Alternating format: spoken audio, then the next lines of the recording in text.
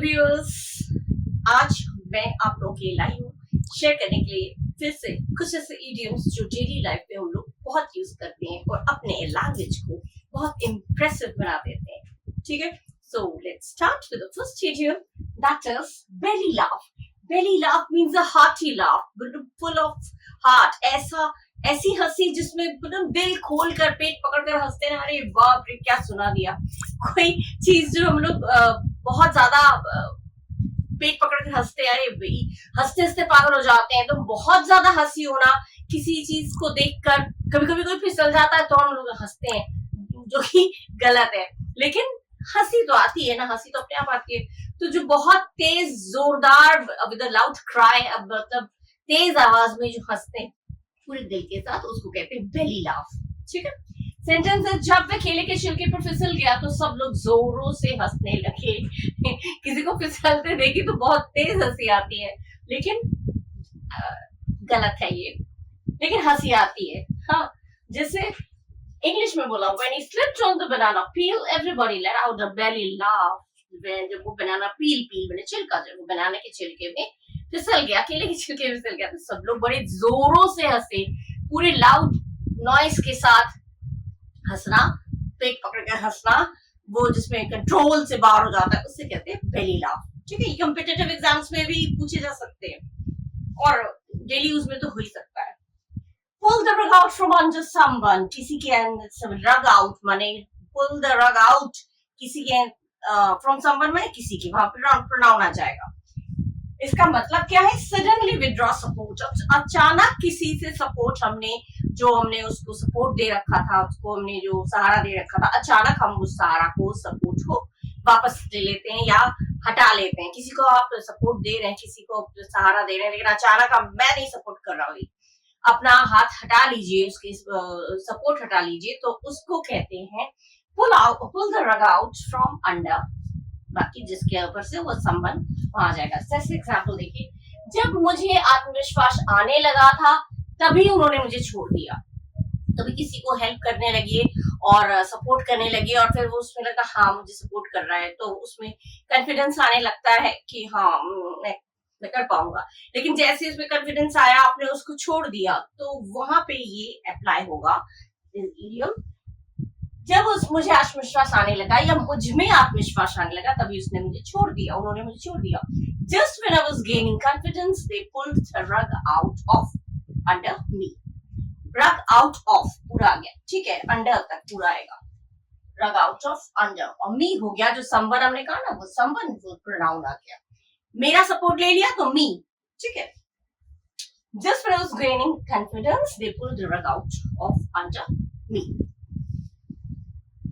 Next is in the heat of the moment. In the heat of the moment means saying or doing something without thinking due to strong emotions. कभी कभी भावुक होकर हम बोल जाते हैं, मैं तुम्हारा बिल्कुल साथ नहीं होगा, मैं तुम मार डालूंगा, या इन द हीट ऑफ मोमेंट मैंने बिना सोचे समझे हम कोई चीज बोल जाते हैं, लेकिन बाद में सोचते हैं वो तो मैंने, कहते हैं वो तो मैंने ऐसी गर्मजोशी में बोल दिया था, अगर मैं गुस्सा था तो मैं गुस्से में मैंने बोल दिया था। मैं सचमुच सॉरी, मम्मी लोग गुस्से में होते, मारूंगी मैं तो, मार डालूंगी मैं तुम्हें। कभी मम्मी लोग बहुत गुस्सा होंगी तो बोल देंगी, लेकिन सचमुच थोड़ी वो गुस्से के टांगे तोड़ दूंगी। बहुत लोग बोलते हैं ये मार दूंगी मैं तुम्हें, कुछ भी बोले तो, लेकिन इन the heat of the moment उसे कहते हैं वो तो मैंने जोश में आकर बोल दिया था बिना सोचे समझे, मैं तुमसे दोस्ती ही नहीं रखूंगा। दोस्तों में, फ्रेंड्स में जब लड़ाई हो जाती है तो मैं तुमसे दोस्ती खत्म कर लूंगा।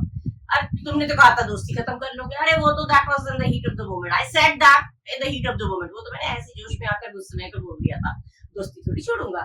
ठीक है, तो वो चीज है, मैंने गुस्से में आकर कुछ कड़वी बातें कह दी, किसी गुस्से में आकर किसी को कड़वी बातें बोल दी, हार्श वर्ड्स बोल दे, तो I said some harsh things in the heat of the moment.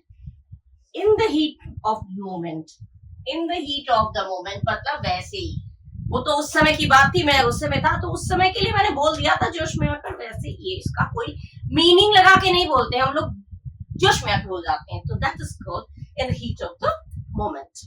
है ना अच्छे sentences. Now the next one is out of the blue. Out of the blue means unexpectedly, जिसकी उम्मीद ना हो, जो एक्सपेक्ट ना किया हो, अचानक कोई काम हो जाए तो उसे कहते हैं आउट ऑफ द ब्लू। अरे वो यहाँ आ गया, out of the blue he came here, उसका तो यहाँ आना था ही नहीं, out of the blue means unexpectedly, या फिर जिसका उम्मीद ना हो, जिसकी उम्मीद ना हो। उसने 5 साल बाद अचानक मुझे फोन किया, जिसका कनेक्शन था ही नहीं, बहुत दिनों से बात ही नहीं की थी, अचानक 5 साल बाद उसने फोन किया। He called me out of the blue after 5 years. ठीक है, out of the blue मतलब अचानक, एकदम जिसकी उम्मीद नहीं थी। ठीक है, he called me out of the blue after 5 years. अचानक फोन किया। When pigs fly, when pigs fly माने pigs उड़ते थोड़ी हैं, तो बिल्कुल असंभव काम है, pigs थोड़ी उड़ते हैं। When pigs fly, pig लोग उड़ते थोड़ी हैं, तो ये कभी ना होने वाला काम, impossible, जो बिल्कुल मुमकिन ही नहीं है, कभी नहीं होने वाला, या फिर नामुमकिन, या फिर इम्पॉसिबल, वो माफी मांगेगा जब सूरज पश्चिम से निकले। मतलब सूरज पश्चिम से कभी नहीं निकलता, तो सूरज जब पश्चिम से निकलेगा तब वो माफी मांगेगा। मतलब जो माफी नहीं मांगता किसी से, या जो कोई काम कुछ करता नहीं, वो और ये करेगा जब सूरज पश्चिम से निकलेगा तब। तो ये हो गया बिल्कुल व्हेन पिग्स फ्लाई, इसका मीनिंग हो गया, जो विच इज टोटली इम्पॉसिबल, असंभव, नामुमकिन। वो माफी मांगेगा जब सूरज पश्चिम से निकले तब, एक्सक्लेमेशन मार्क है। He will apologize, yeah, when pigs fly. He will apologize, वो apologize करेगा, माफी मांगेगा, yeah, when pigs fly, हाँ बिल्कुल, जब pigs fly करने लगेंगे तब। मतलब that is totally impossible। चाय बनाना, अच्छा, it's not rocket science, माने not very difficult। अरे ये चाय बनाना है, it's not a rocket science।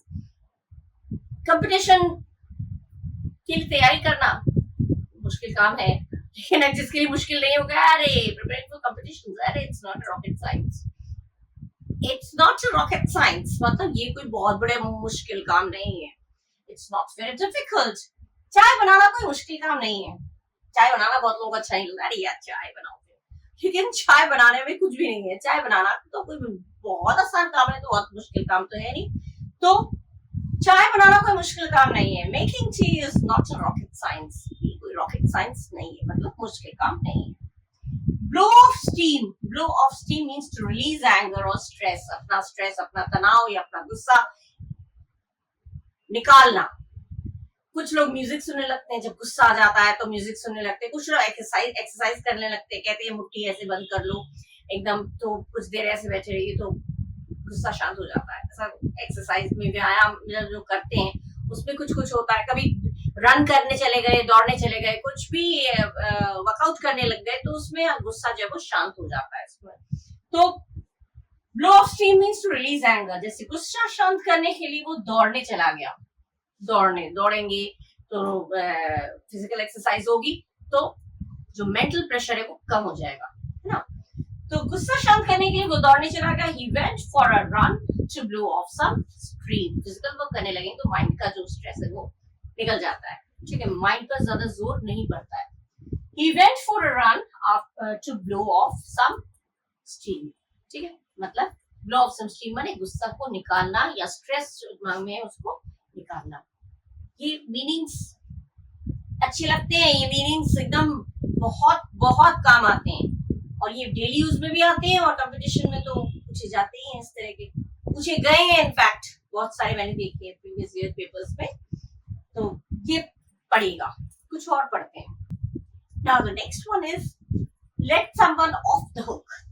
Of the hook मतलब किसी को रिलीज कर देना, किसी का कोई दोष पता है, कोई दोषी है, पता है कोई इस बात किसी काम का जिम्मेदार है, लेकिन फिर उसको मुक्त कर देना कि जाओ, तुमने मेरा काम बेकार तो दिया, जाओ। अब उसको बिना पनिशमेंट दिए, बिना कोई सजा दिए उसको छोड़ देते हैं, तो उसे कहते हैं गेट ऑफ द हुक।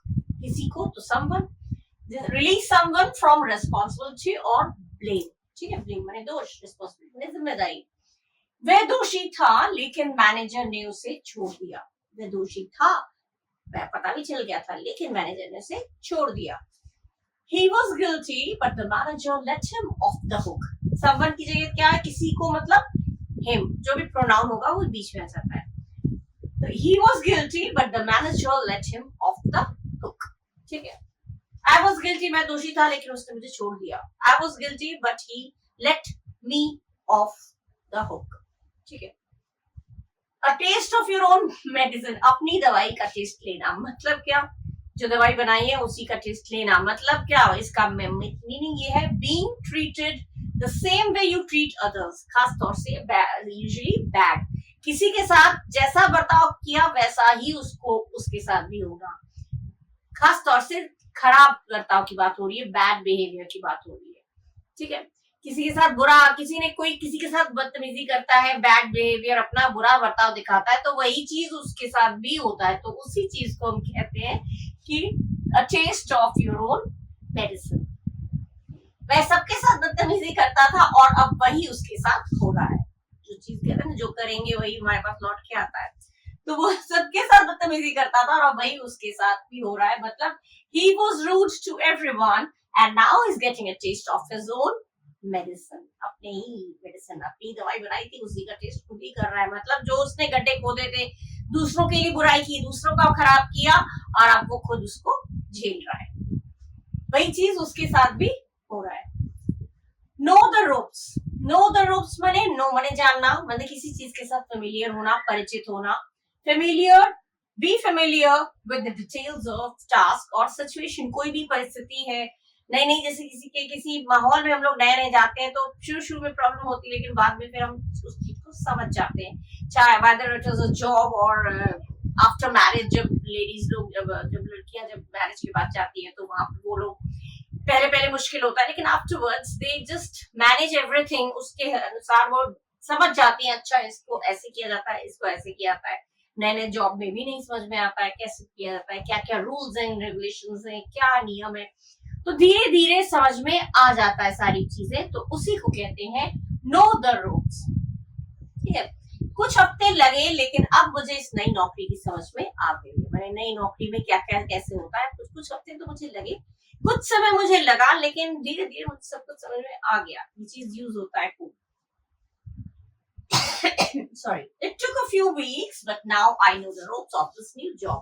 मुझे कुछ हफ्ते लगे, it took a few weeks, लेकिन अब I know the ropes of this new job. मुझे इस नई नौकरी की ropes पता है, मतलब पूरी डिटेल्स, इसके जो जितने भी सिचुएशन है, जो भी परिस्थिति है, जो भी टास्क है, जो भी काम है, वो पूरी तरह से मुझे समझ में आ गया है।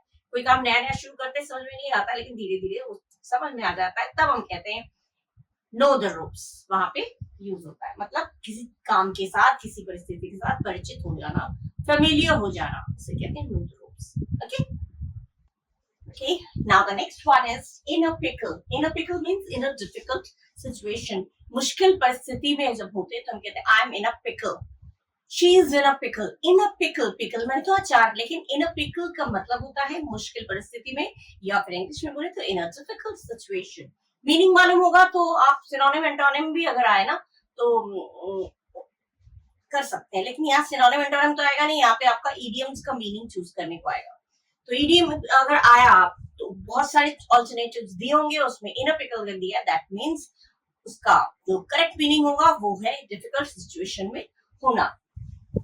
एग्जाम्पल दिया, मैं परेशानी में हूँ, मेरा बटुआ खो गया है। मैं परेशानी में हूँ, मेरा बटुआ खो गया है, मेरा वॉलेट खो गया है। तो I M in a pickle, I lost my wallet. I am in a pickle means मैं परेशानी में हूँ, मैं परेशान हूँ। I am in a pickle, I lost my wallet. ठीक है, नेक्स्ट है, एग्जाम्पल दे देती हूँ ना हिंदी और इंग्लिश में, तो ये चीज माइंड में फीड हो जाता है, वो भूलता नहीं है फिर वो चीज, है ना। नेक्स्ट है have a change of heart. Have a change of heart मैंने दिल का चेंज होना नहीं, have a change of heart meaning आपका दिया होगा, have a change of heart माने दिल का चेंज होना, अदला बदली होना। No, this is not the correct meaning. Have a change of heart माने अपना ओपिनियन बदल जाना, अपना विचार बदल जाना, कोई चीज तय किया है तो, डिसाइड किया है तो वो चेंज हो जाना, that is called have a change of heart. To change your opinion और डिसीजन, आपका जो भी ओपिनियन है या जो भी डिसीजन है उसको चेंज करना, that is called change of heart. उसने अपना मत बदल लिया है और नौकरी नहीं छोड़ी। हो सकता है उसने नौकरी छोड़ने की बात सोची हो, लेकिन फिर उसने मन बदल लिया और उसने नौकरी नहीं छोड़ी। तो she had a change of heart, मत बदल लिया, she had a change of heart and decided not to quit the job, not to quit. ठीक है, जॉब की बात हो रही है तो वो अंडरस्टूड है, नहीं उसने तो छोड़ने का तय नहीं किया, मतलब चेंज कर लिया छोड़ने की बात। क्या छोड़ने की बात, जो बात हो रही होगी वो समझ में आ जाएगा कि अच्छा जॉब की तो बात हो रही है। Not to quit the job आप कह सकते हैं, नॉट टू क्विट भी कह सकते हैं, ठीक है। She had a change of thought and decided not to quit. Next is the tip of the iceberg. The tip of the iceberg means a small part of a bigger problem. बड़ी सी problem का एक छोटा सा हिस्सा। बहुत बड़ी problem आने वाली है, कहते हैं ना अभी तो प्रॉब्लम बहुत आने वाली है, ये तो छोटा सा हिस्सा है, अभी तो शुरुआत है, अभी तो ये छोटा सा हिस्सा है, अभी तो और बाकी है कितनी प्रॉब्लम्स। जब हम लोग नए एनवायरनमेंट में हम लोग अपने आप को एडजस्ट करने की कोशिश करते हैं तो शुरू में प्रॉब्लम होती रहती है, अभी तो प्रॉब्लम की शुरुआत है, अभी तो ये छोटी मोटी प्रॉब्लम है, अभी देखो बड़ी प्रॉब्लम बाकी है। तो बड़ी प्रॉब्लम का, बड़ी समस्या का एक छोटा सा हिस्सा, the part of a bigger problem, small part of a bigger problem. जैसे वो बहस तो बस शुरुआत थी, असली परेशानी तो और भी है। बहस शुरुआत थी, मैंने बोलता that was a small problem, बहस से तुम परेशान हो जा रहे हो, छोटी सी बहस पे तुम परेशान हो जा रहे हो, तो छोटी सी बात थी, अभी देखो आगे और बाकी है। So the argument was just the tip of the iceberg. Rest is remaining.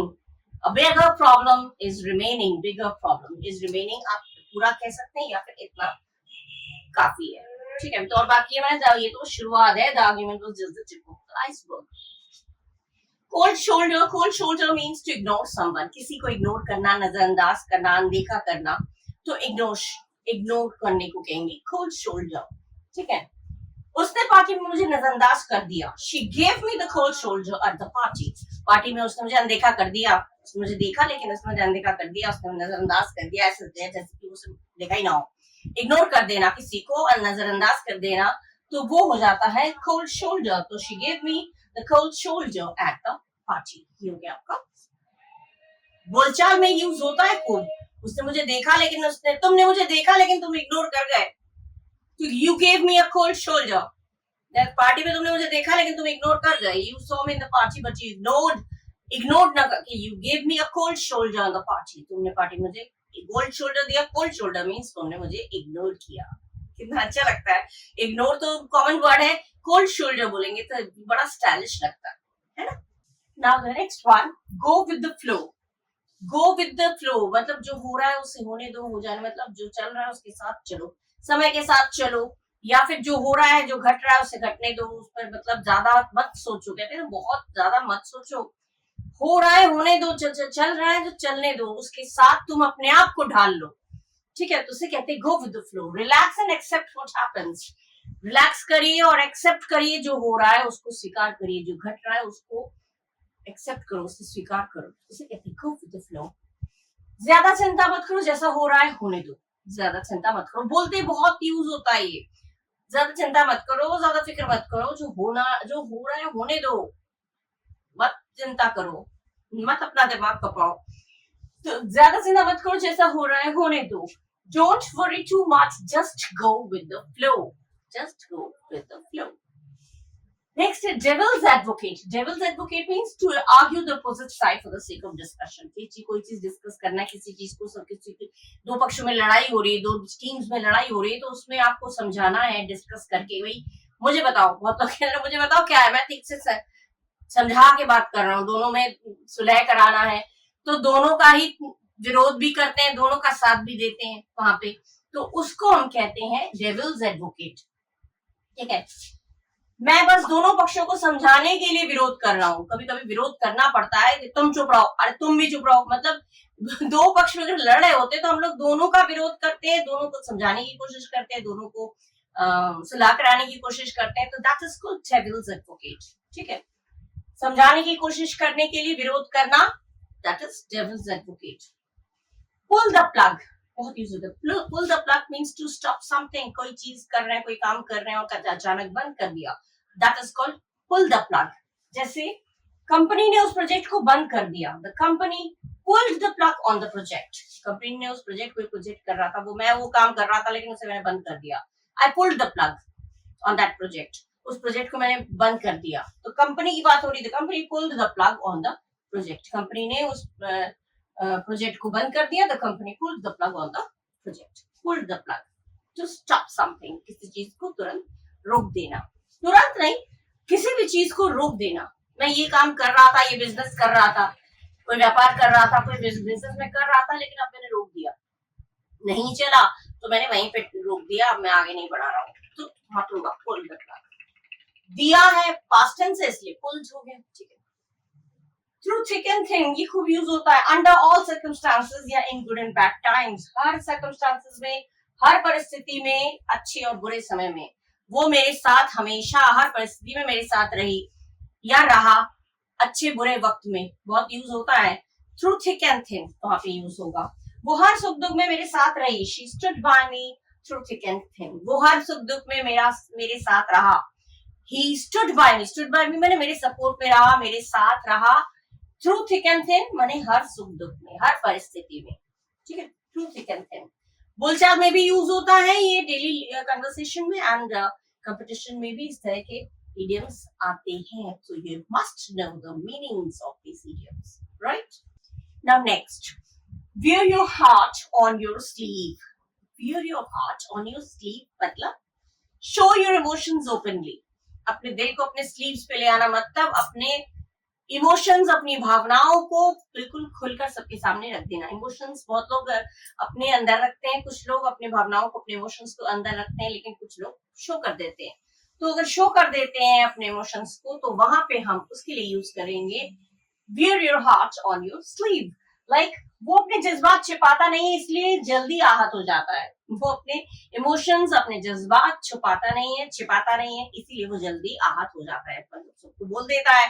तो जैसे मान लीजिए कि कोई किसी से अफेयर करता है या करती है और उसने सबको सामने बोल दिया, अगर उसने छुपा लिया तो कोई कुछ नहीं बोलेगा, कमेंट नहीं करेगा, टिप्पणी नहीं करेगा, लेकिन उसने सबके सामने बोल दिया अपनी बात को, तो हो सकता है कभी ऐसा भी हो सकता है कि कोई उसकी बात का मजाक बना ले। तो कभी अपने इमोशंस दिखाना नहीं चाहिए, कहीं कहीं हर जगह पे अपने इमोशंस नहीं दिखाने चाहिए, अपनी भावनाओं को हर जगह पे सामने नहीं रखना चाहिए, तो वहां पे मजाक बना देते हैं लोग, तो वहां पे दिल पर चोट लगती है। तो वो चीज दिया है, वो अपने जज्बात छिपाता नहीं इसलिए जल्दी आहत हो जाता है। He wears his heart on his sleeve and gets hurt easily. He wears his heart on his sleeve and gets hurt easily. Next is put your foot in your mouth. Put your foot on your mouth. In your mouth मतलब अपने पैर को मुंह में रखना। No. Say something embarrassing. कुछ embarrassing या inappropriate कहना, कोई चीज जो यहाँ पे नहीं बोलना था वो बोल दिया। embarrassing माने बड़ी शर्मिंदगी भरी, या inappropriate भी लिख सकते। inappropriate माने जो वहां पे सही नहीं था बोलना, गलत चीज बोल गए। कभी कभी कोई चीज है, किसी का किसी के साथ अफेयर चल रहा है और हमने यार तुम्हारा वो एक्स क्या, उसका क्या खबर है, हो सकता है किसी को पता नहीं, और हो सकता है उसकी वहां से ब्रेकअप हो गया यार, आप वहां पे सबके सामने पूछ रहे हैं, तो वो जो आपने उसको बोल दिया, एम्बैरेसिंग सिचुएशन तैयार कर दिया, एक शर्मिंदगी बड़ी सिचुएशन तैयार कर दिया, तो उसको शर्मिंदा कर दिया, मैंने सबके सामने एम्बैरेस कर दिया, उसको झेप लगा सबके सामने, तो वो चीज हो जाती है। किसी के सामने हर किसी के सामने जैसी हर चीज हर किसी के सामने नहीं बोला जाता है। कोई पर्सनल मैटर है, कोई अपने परिवार का बात है, या कोई भी चीज है, हर किसी के सामने नहीं बोला जाता है, हर एप्रोप्रिएट नहीं होता, सही नहीं होता है। कोई इनएप्रोप्रिएट बात करना या एम्बैरेसिंग बात करना, एम्बैरेसिंग मैंने शर्मनाक, या फिर इनएप्रोप्रिएट मतलब जो सटीक ना हो, गलत हो, सबके सामने बोलना, वो हो जाता है put your foot in your mouth. Example जैसे दिया, मैंने जब उसके निजी जीवन के बारे में पूछा तो बड़ी गलती कर दी मैंने उसको शर्मिंदगी में डाल दिया। किसी की निजी जीवन के बारे में, किसी की पर्सनल लाइफ के बारे में सबके सामने आप पूछेंगे, पर्सनल मतलब पर्सनल, वो सबके सामने ओपनली नहीं पूछना चाहिए। तो किसी की पर्सनल लाइफ तो बिल्कुल सही रहता है, सबके सामने ओपनली बोल देते हैं, लेकिन कुछ लोगों का पर्सनल लाइफ में, हर किसी की पर्सनल लाइफ में we should not put our nose, हमें अपना नाक नहीं अड़ाना चाहिए। तो कहते हैं मैंने जब उसके निजी जीवन के बारे में पूछा तो मैंने बहुत गलती कर दी, मैंने गलत कर दिया, मैंने उस सबके सामने पूछकर। तो I really put my foot on my mouth. I really put my foot on my mouth when I asked about her personal life. वाकई मैंने गलती कर दी, वाकई मैंने ये एम्बैरेसिंग सिचुएशन तैयार कर दिया, उसको परेशानी में डाल दिया मैंने, जब मैंने उसके पर्सनल लाइफ के बारे में पूछा। ये हो जाएगा put your foot in your mouth. Next is the ballpark figure. Ball park figure, एक बॉल पार्क फिगर देना मुझे, मुझे एक स्कूल बनवाना है, मुझे एक बिल्डिंग बनवानी है, मुझे अपार्टमेंट बनवाना है, कुछ भी बनवाना है, या मुझे एक फंक्शन करवानी है, तो मुझे एक बॉल पार्क फिगर दे दो। Ball park figure means give me ball park figure, ball park figure, ball park, एक एस्टिमेट दे दो, एक लिमिट एक बता दो, अंदाजा बता दो, अनुमानित कहते हैं ना, एक अंदाजा बता दो कितना, एक एस्टिमेट कितना खर्च हो जाएगा, जरा एक एस्टिमेट बता दो, एक अंदाजा बता दो कितना खर्च हो जाएगा। तो वहां पे that is called ball park figure. Ball park figure, क्या तुम मुझे नवीनीकरण की अनुमानित लागत बता सकते हो? मैंने कोई अपने घर की अनुमान, बहुत शुदिंदी है नवीनीकरण मतलब रिनोवेशन कराना है, घर को तोड़वा के दोबारा से घर को बनवाना है, तो कहते हैं कि मेरा घर बहुत पुराना हो गया, इसको तोड़वा के मैं रिनोवेट कराऊंगा, जहां जहां पे रिनोवेशन करानी है, तो रिनोवेशन कराने का कॉस्ट कितना पड़ जाएगा? अगर मैं ये चीज कराना चाहूँ, अपने घर की रिनोवेशन कराना चाहूँ, तो क्या कितना लागत, मतलब कितना एस्टिमेट, कितना खर्चा हो जाएगा? तो that is called ball park figure. Can you give me a ball park figure for the renovation cost? जो रेनोवेशन में कराऊंगा उसके लिए बॉल पार्क फिगर दे सकते हो, एक अंदाजा बता सकते हो कितना कॉस्ट लग जाएगा? That is ball park figure. जब घर में फंक्शन हो, कोई बड़ा फंक्शन हो, तो जैसे शादी में एक can you give me a ball park figure, एक अंदाजा बता सकते हो, ये मुझे करना है, तो इसमें कितना लागत हो जाएगा, कितना खर्चा हो जाएगा, कितना कॉस्ट हो जाएगा? That is ball park figure. बड़ा स्टाइलिश है ये ball park figure. Estimate money, estimate वो कैजुअल वाली बात है, वो तो सुनने में इतना अच्छा नहीं लगता, लेकिन बॉल पार्क फिगर सुनने में भी स्टाइलिश लगता है, एकदम अंदाजा बता सकते हो कितना खर्चा होगा। Ball park figure. Full of hot air, full of hot air, meaning full of lies, full of exaggerations, full of nonsense, बकवास, झूठ, बड़ा चढ़ाकर बोलना, भरा हुआ है एकदम। full of hot air means एकदम झूठ से भरा। exaggerations क्या होता है? exaggerate माने बढ़ा चढ़ाकर बोलना, और nonsense माने तो पता ही है, बकवास, बकवास से भरा है, सब झूठ है, सब उसने बकवास बोली है, जितनी बातें उसने बोली है सब बकवास है। और वो इंसान, अरे he is full of hot airs, वो तो झूठ से भरा इंसान है, बढ़ा चढ़ा के खूब बोलता है, या नॉनसेंस बातों से भरा है। तो अपनी प्रस्तुति में उसने खूब बढ़ा चढ़ाकर बोला, या भर भर कर झूठ बोला। बढ़ा चढ़ाकर जो बोलते हैं वो सच थोड़ी होता है, वो भी कुछ अपना जोड़ देते हैं, तो वो चीज झूठ होता है। अपनी प्रस्तुति में ने मतलब अपनी प्रेजेंटेशन में, he was full of hot air during his presentation. उसने जो भी प्रेजेंटेशन दिया, जो उसने सबके सामने प्रेजेंटेशन दिया, वो एकदम बड़ा चढ़ा कर बोला है, झूठ भरा हुआ है, नॉनसेंस बातें बोली है उसने। तो he was full of hot air during his presentation. कभी भी फुल ऑफ हॉट एयर आए तो समझ जाइएगा झूठ से भरा, नॉनसेंसिकल बातों से भरा, या बड़ा चढ़ा कर बोलना। You are full of hot air, तुम झूठ से भरे हो, एकदम बड़ा चढ़ा कर बोलते हो, एकदम झूठ का भंडार हो तुम, बिल्कुल। You are full of hot air. ये चीज मीनिंग समझाने के लिए मैं बोल रही हूँ। ये चीजें आपको बोलचाल में भी यूज होता है, डेली लैंग्वेज में भी आप यूज कर सकते हो, कंपटीशन में भी ये आते हैं, आ चुके हैं। इनफैक्ट मैंने वहीं से ही कुछ सिलेक्टेड लेके आपके सामने पेश किया है, ठीक है, दिया है, मतलब शेयर किया है। ओके, अब next. Now the next one is on the tenterhooks. On the tenterhooks मैंने very anxious, very tensed, बहुत टेंशन में होना, बहुत परेशान होना, टेंशन में होना, anxious होना, उत्तेजित होना, उत्सुक होना। रिजल्ट क्या होगा? कभी आप लोग इंटरव्यू देखे आते हैं, कोई एग्जाम देखे आते हैं, तो बहुत एकदम टेंशन में रहते हैं, तो I am on tenterhooks, I am on tenterhooks. Tenterhooks मैंने मैं बिल्कुल एंशियस हूँ जानने के लिए। वे पापा के निर्णय के इंतजार में बहुत टेंशन में था। पापा क्या डिसीजन लेंगे, क्या पापा की बात कोई ऐसा कोई मैटर होगा जिसमें पापा का डिसीजन मैटर करता है सबके लिए, बहुत बड़ा कुछ होने वाला है। तो पापा के निर्णय के इंतजार में वो बहुत टेंशन में था। He was on tenterhooks waiting for father's decision. ठीक है, ही वॉज ऑन टेंटरहुक्स, मैं बहुत टेंशन में था, आई वॉज ऑन टेंटरहुक्स। ठीक है, वो पापा के निर्णय के इंतजार में था, तो he was on tenterhooks waiting for father's decision. Next है clam up. Clam up means abruptly stop talking, एकदम साइलेंट, तुरंत साइलेंट हो जाना, शांत हो जाना, बात करना बंद कर देना। कोई घटना ऐसी हो जाती है, इंसिडेंट ऐसा हो जाता है जिसके बाद से लोग एकदम, या झगड़ा हो गया, कुछ भी हो गया, एकदम से बात करना ही बंद कर दिया, एकदम शांत हो गया, तो that is called clam up. उस घटना के बाद से उसने बिल्कुल बात करना बंद कर दिया, बिल्कुल बंद कर दिया, या चुप हो गया, शांत हो गया, साइलेंट हो गया। He climbed up after that incident. Climbed हो गया, गया है ना, तो past tense है तो climbed, ed लग गया, और यहाँ पे ed लगा है तो डबल क्यों हुआ, डबल एम क्यों हुआ, ed तो यही लग सकता था। लास्ट लेटर डबल होने का नियम आपको मैं पहले से टेंस में पढ़ा चुकी हूँ, लेकिन इसको बता दे रही हूँ।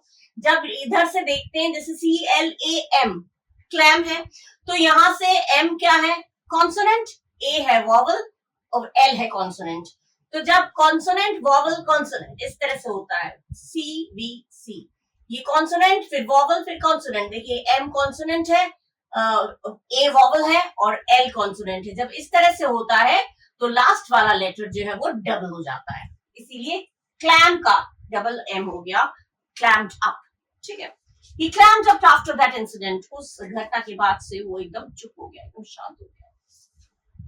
Fight shy of, fight shy माने अवॉइड, किसी चीज को अवॉइड करना, keep aloof from माने एकदम दूर भागना, हटना, दूर भागना, ठीक है।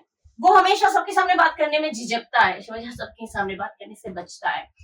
तुम्हारे भाई के साथ जाने में मुझे I fight shy of speaking to your brother, तुम्हारे भाई के साथ बात करने में मुझे बहुत शर्म आती है, मतलब बहुत झिझकती हूँ मैं।